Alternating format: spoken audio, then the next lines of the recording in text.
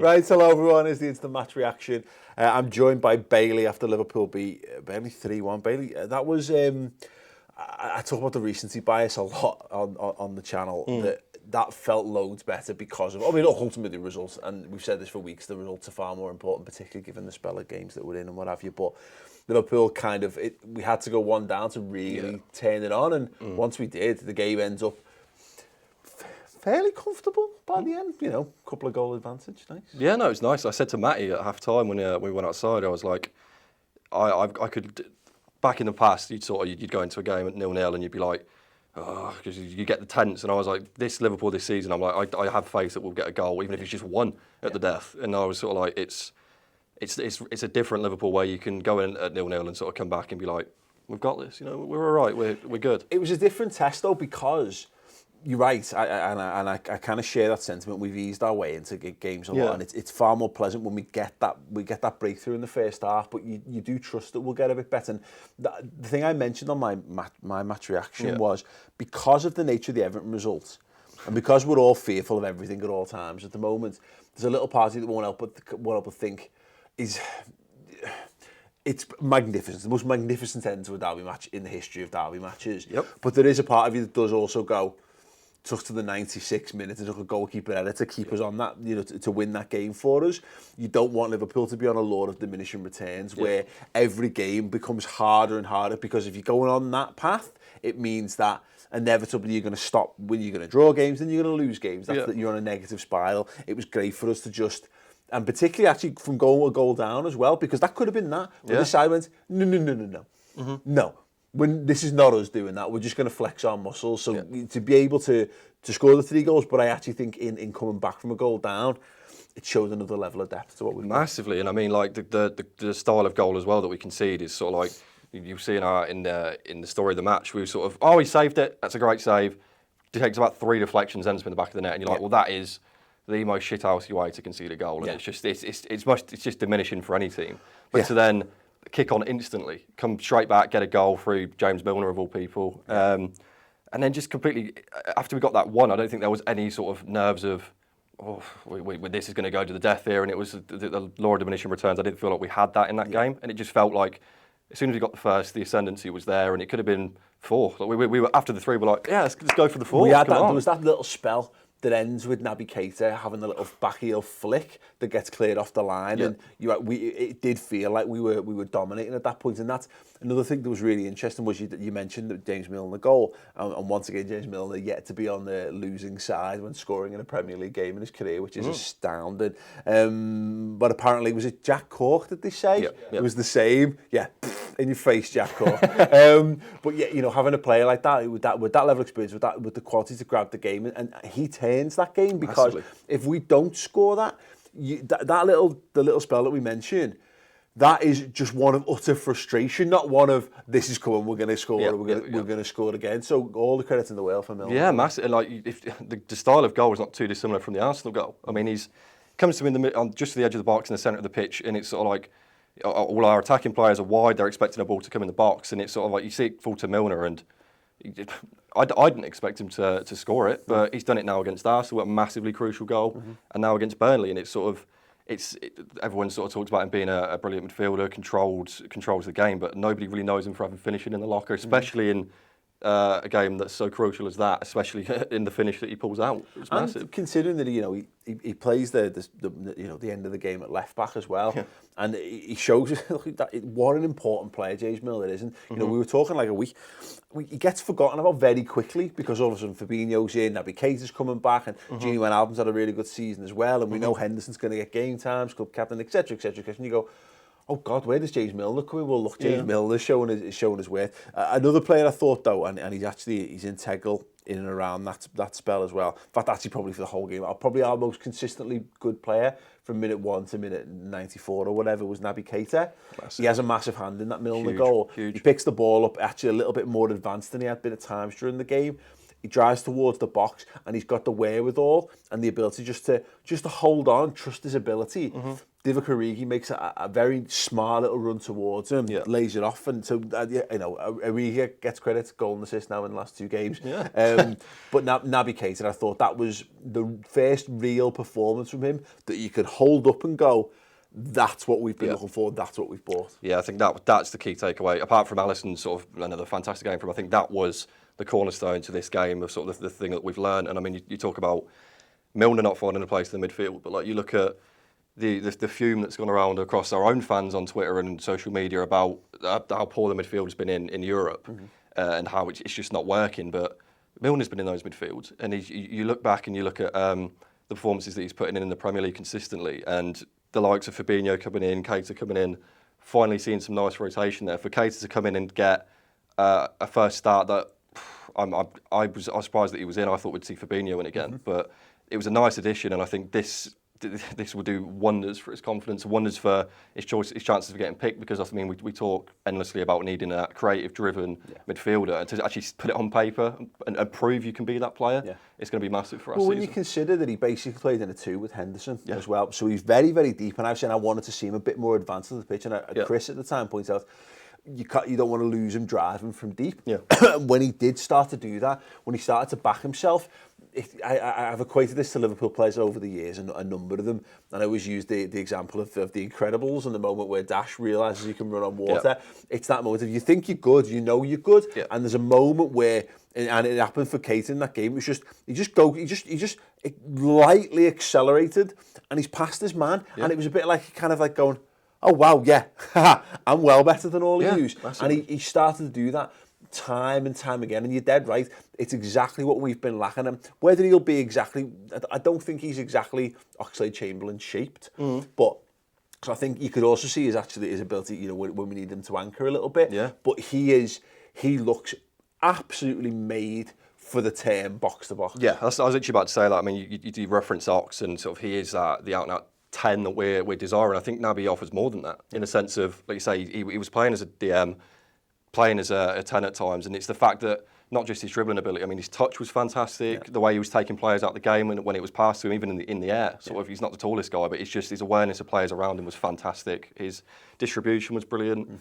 He is, like you say, a typified number 8 role that you could ask for. And I mean, I hope we see a lot more of him. Absolutely, and you think about that, we've been saying this for weeks, he's got that shot in him as well, and he hasn't scored it yet, but he's going to come. He forced a phenomenal save out of Joe Hart, which we all know he can doubt us, right? So that was always going to happen. But he gets across. He has that little back heel flick late on as well. If he scores any one of them, you're talking about a complete midfield performance. And we'll caveat that with it being Burnley, of course. And look, I think they put up a really good fight, and they'll be disappointed not to have held on to the lead, of course. But the second bottom in the league for a reason going into that game. They're not great, so we still need to see more challenges. But I compare Keita to Fabinho, and you go back to the Belgrade Anfield game, and you go back to the Cardiff Anfield game. Yes, he needs I need to see that performance replicated against the top side. But at this stage of the season, Keita was fine. He started the season reasonably well. He was crap against Napoli. He's then had that injury spell, and I think he's kind of gotten a lot worse in our minds a little bit for that. So just to be able to hold that, to have that performance, we can go, okay, I now have a much greater idea of what Keita can bring. It's now on him to just make sure that he does that week in, week out, and you can see him getting better and better. And better. I mean, we had this back to PSG when we were in the office, and me, Ben and Tom were looking, we got the starting 11 cards out, and we were like, right, this is going to be the midfield. We didn't pay credence to really Fabinho or Keita, who are our most expensive midfielders that we've bought, which is mental. And they offer something so different. I mean, they both had so much promise. Keita especially with the year-long sort of build-up that he got. And because of his horrible injury, and Fabinho like not suiting the 4-3-3 too much. To finally see Fabinho have a brilliant game against Everton and see Naby come in and have a brilliant game against Burnley.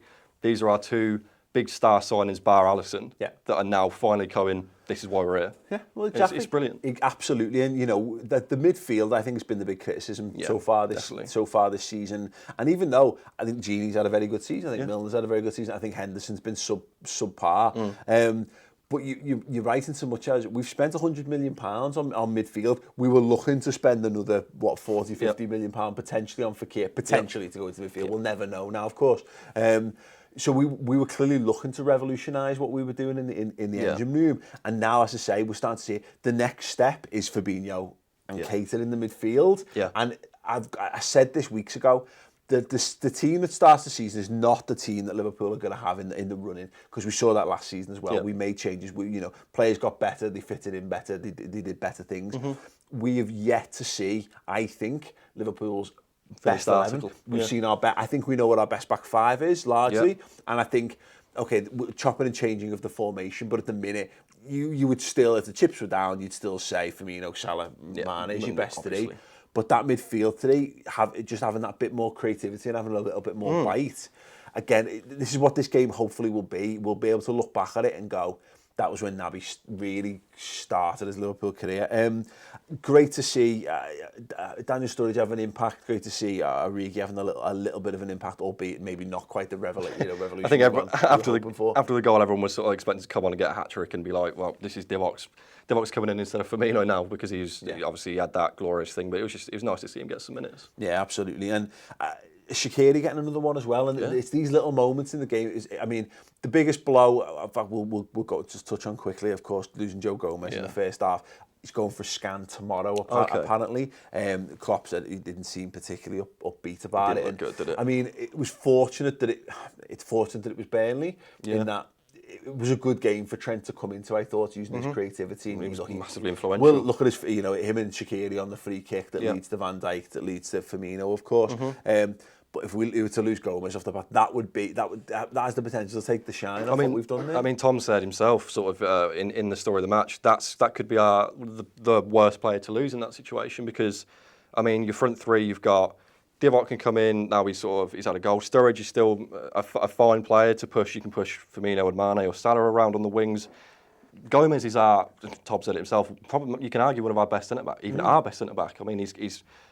Him and Van Dijk's partnership has been so crucial to steadying that defence and going away with these fears of what we mentioned earlier about going to a 0-0. Last season, we'd have been terrified. Whereas now, because of Joe Gomez, he's come in at 20 years old and been like, look, I'm the man. And it's just a shame, because he missed a lot of last season with injury, and he's just finding brilliant form. You'd hate for him to now take time out. And I think the good thing is we're okay. We're in better shape I think we've been in previous years. The fact that Dejan Lovren, we don't quite know what's going on with Dejan Lovren. I guess ill still, weird. But Lovren, we know Lovren can come back in, and we know we've got Trent for right back. And if we need to, Nathaniel Clyne, you can do worse options than putting Nathaniel Clyne to rotate Trent. Of course, England right back, Nathaniel Clyne 18 months ago or whatever. But no, it is. I think because we're all just so made up with Gomez that I think everyone will be crossing their fingers and toes tonight, hoping that he is all right. But just brilliant. The fact that it was another one of those examples, Bailey, where Man City went and did the business, and they ended up making Watford gave them a bit of a bloody nose at the end of that game, of course. But they got through it, and it means that the gap goes to 5 points, and Liverpool are then playing catch up this time around. And it's just another example where I'm sure, though, I've seen a couple of Man City fans on social media who were just like, "Oh my God, why are Liverpool still here? They need to fuck off."